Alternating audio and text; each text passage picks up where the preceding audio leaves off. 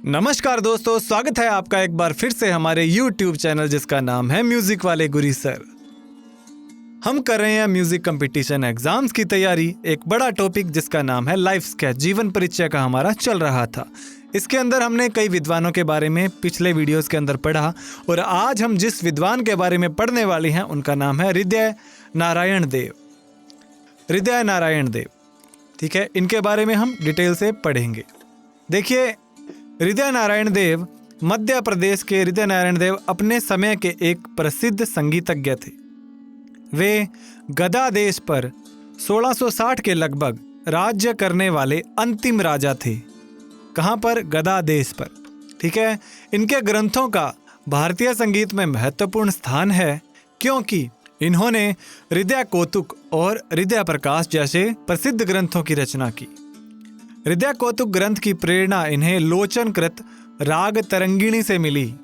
अब देखिए कि हृदय कौतुक जब लिखा इन्होंने तो उसकी प्रेरणा इनको कहाँ से मिली? राग तरंगिणी से। इन्होंने एक नवीन राग हृदय की भी रचना की। एक नई राग की रचना की जिसका नाम है राग हृदय।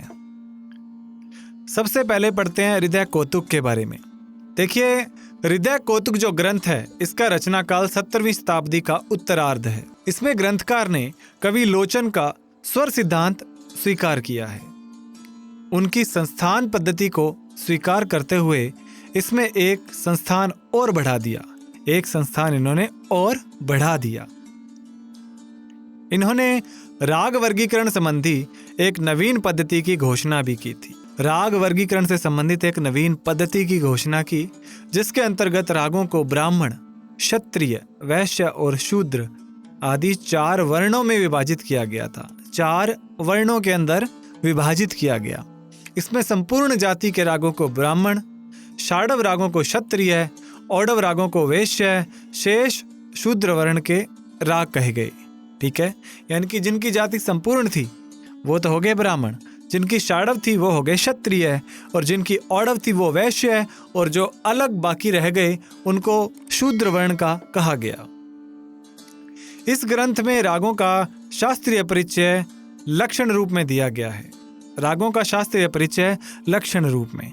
इस शैली का अनुकरण पंडित विष्णु नारायण भातखंडे ने भी किया था। ये इंपॉर्टेंट बात है यहाँ। आगे इनका ग्रंथ है हृदय प्रकाश।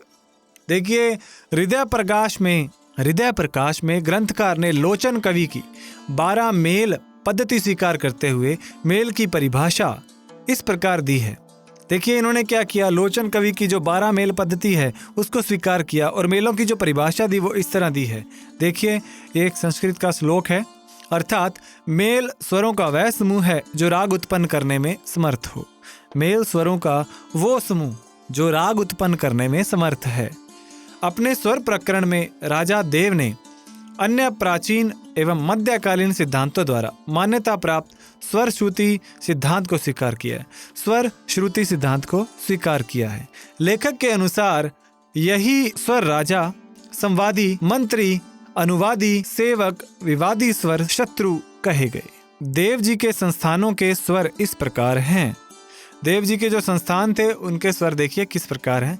भैरवी, इसमें सब स्वर जो हैं शुद्ध प्रयोग होंगे। कर्नाट, इसमें गंधार तीव्रतर होगा। मुखारी, इसमें धैवत कोमल।